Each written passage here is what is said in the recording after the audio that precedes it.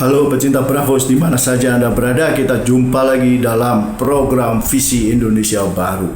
Kali ini kembali menampilkan sebuah webinar, yaitu sebuah kajian pakar dan pernyataan sikap NU Khitah tentang IKN Ibu Kota Negara.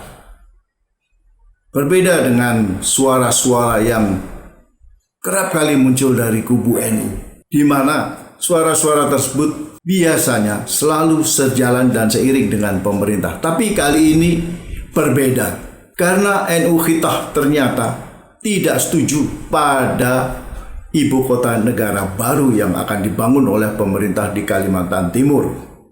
Mereka menentang karena berbagai alasan, termasuk para pembicara dari acara kajian pakar ini. Tidak satu pun yang mendukung perpindahan ibu kota negara dari Jakarta ke tempat lain, khususnya dalam hal ini tentu saja ke Kalimantan. Husnul Mariah mengungkapkan bahwa Indonesia itu negara sangat besar, negara Islam terbesar di dunia dan sangat kaya raya. Tapi rakyatnya miskin karena ada penguasaan aset atau kekayaan oleh sekelompok sangat kecil orang yang jumlahnya hanya beberapa persen saja. Dan ini yang harus dipecahkan. Ini yang betul-betul harus diperhatikan, bukan justru memfokuskan diri atau memberi prioritas tertinggi pada pemindahan ibu kota. Bravos, your digital radio station. Pertama, isu IKN. Nah, ini sebetulnya kadang-kadang kalau perspektif saya ilmu politik di sini ya. Balik lagi ke sejarah konstruksi Indonesia. Kalau tadi dihubungkan ke sejarah, tadi dikatakan Jakarta, Jayakarta, Fatahillah, semuanya ada relasinya. Jadi Jakarta saya takut pemindahan ini dalam kerangka juga yang tidak suka dengan, terutama karena Civil Islam pada saat 411212 menjadi momentum bagaimana caranya Islamophobia dan sebagainya di dalam konteks global. Nah, ini sebetulnya instrumen-instrumen yang digunakan dalam konteks itu. Biasanya saya tanya kepada mahasiswa atau masyarakat, Indonesia dijajah berapa lama? Jawabannya langsung cepat, 350 tahun. Kata siapa? Salah. Yang dijajah itu adalah kesultanan-kesultanan Islam dari Aceh sampai Tidore. Tidore itu baru masuk ke Indonesia tahun 51. Wilayah Tidore itu sampai Papua Barat. Itu yang namanya pulau-pulau di pulau-pulau Raja Ampat yang terkenal itu, yang memberi nama itu adalah Sultan Tidore. Makanya saya bilang konflik di Papua aja itu Kesultanan Tidore karena punya sejarah panjang dalam konteks itu. 1-2 Hindu memang pada saat ini. Ini sangat penting kayak gitu. Indonesia adalah the most populous Muslim country in the world. Negara Muslim terbesar di dunia. Kaya raya. Penduduknya banyak sekali. Tapi umatnya, rakyatnya miskin. Kenapa? Karena itu dari Bang Rizal bicara, 1% penduduk menguasai 49% kekayaan. 10% penduduk menguasai 75% kekayaan. 1% penduduk menguasai 72% tanah. Persoalannya tanah di IKN itu siapa yang punya? Para bandar. Kan ratusan ribu di ring 1, ring 2, dan pejabat. Nah, ini untuk apa di dalam konteks itu? Kalau kita lihat di dalam konteks ini. Nah, dari kacamata politik, pertama regulasi DPR. Kok DPD-nya nggak diajak? MPR-nya dalam konteks MPR kok nggak diajak bicara? Di mana posisinya?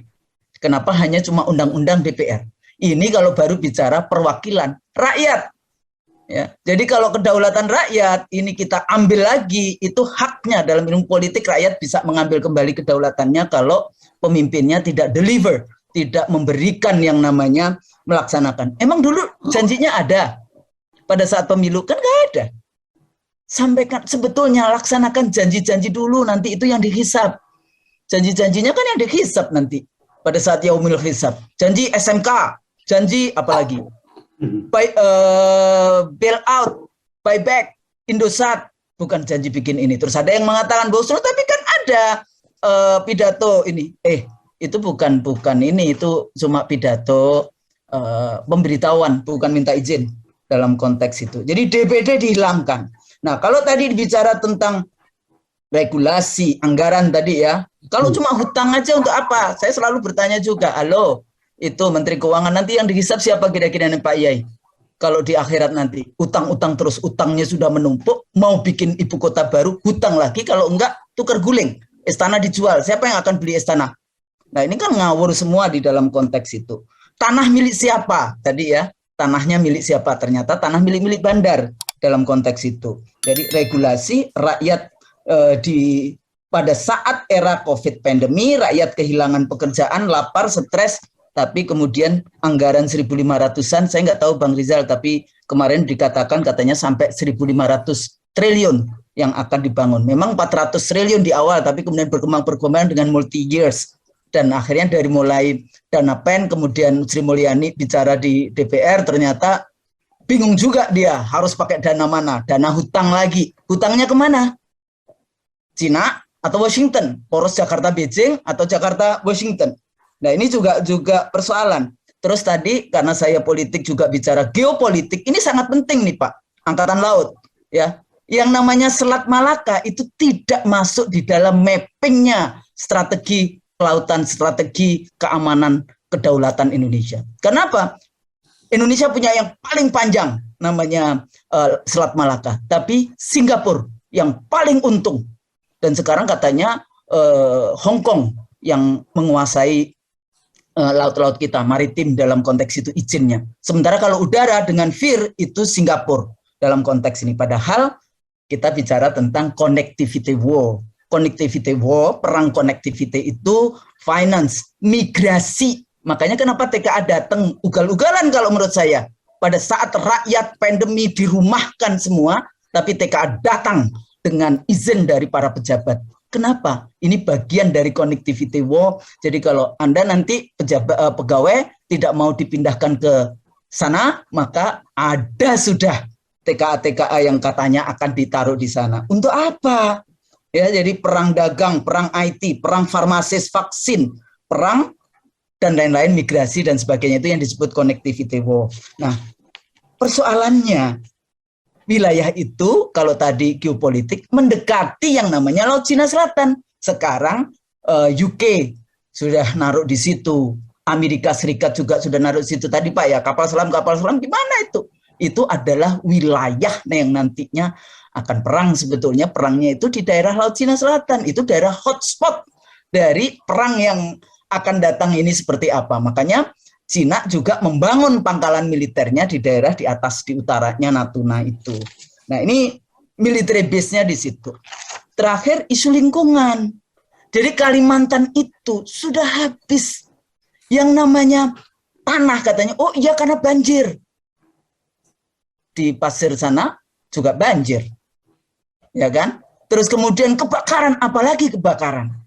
Air itu nggak ada Pak. Jadi air Sungai Mahakam yang besar itu kata ahli-ahli lingkungan, itu airnya sudah nggak bisa dipakai karena eksploitasi yang namanya tambang-tambang batu bara. Jadi air itu tinggal sedikit titik di Kalimantan Tengah. Makanya Gubernur Kalimantan Timur sudah tanda tangan dengan MOU dengan Kalimantan Tengah. Kalimantan Tengah membeli batu bara dari Kalimantan Timur, Kalimantan Timur nanti Kalimantan Tengah akan menjual airnya.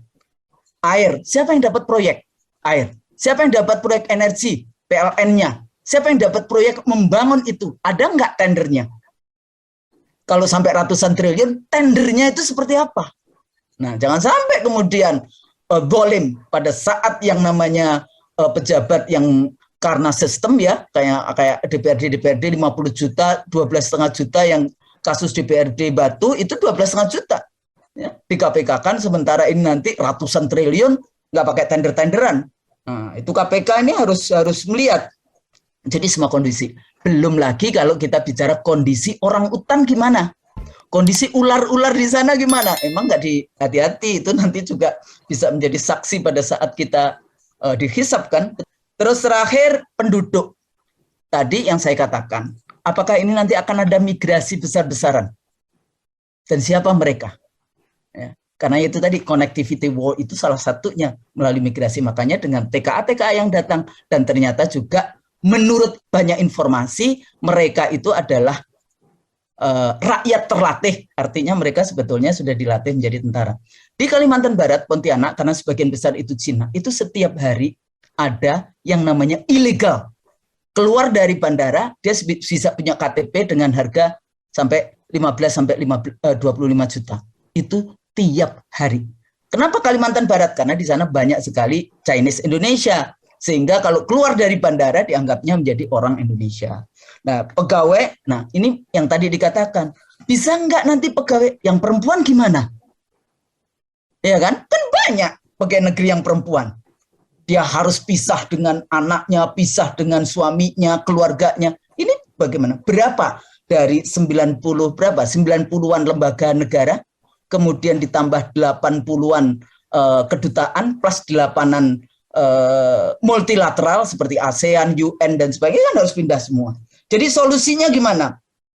Tahun 2010 saya sudah pernah menulis artikel di majalah di jurnal Ilmu Pemerintahan ya, di Masyarakat Ilmu Pemerintahan Indonesia. Saya katakan bukan memindahkan ibu kota tapi urban reform. Jadi yang dipindahkan itu adalah pusat-pusat ekonomi ya. Jadi Medan dijadikan apa? Palembang, Pekanbaru, Batam, Banten, Makassar, Banjar, Pontianak, Balikpapan, sampai kepada Ambon, Tidore, Ternate, Jayapura. Masing-masing ini jadikan sentra-sentra ekonomi. PLN pindah headquarters, PLN pindah headquarters, perbankan pindah Surabaya, headquarters, energi headquarters, Bulog dan sebagainya. Jadikan pusat-pusat itu sehingga orang tidak harus datang di Jakarta. Banjir, pandemi, kemudian penyakit, banjir. Tadi baru saja jam berapa ada gempa, kemudian kebakaran. Itu semua adalah sebetulnya ujian dari Allah. Ya. Jadi kalau Anda tidak tingkatkan iman dan takwa, ya itu adalah ujian. Tapi ada ujian lagi yang kadang-kadang tidak pernah kita bahas. Apa? Kita dikirimi Allah adalah pemimpin yang zalim. Maka ini perjuangan yang luar biasa bagi kita semua. Mudah-mudahan bagaimana caranya? Mari kita bergandengan tangan. Oligarki ekonomi sudah menyandra oligarki politik, maka kita selamatkan lembaga-lembaga politik ini supaya dia kembali kepada tujuan bernegara, melindungi segenap tumpah darah Indonesia, mencerdaskan kehidupan bangsa, dan mensejahterakan rakyat bangsanya sendiri. Yeah. Nah, kalau kita kembali ke sana, maka kembali kepada Pancasila. Sila-sila itu dipraktekkan, bukan cuma jadi jargon, saya Pancasila, saya Bhinneka, tapi kelakuan nggak Pancasila sama sekali. Bravos, your digital radio station.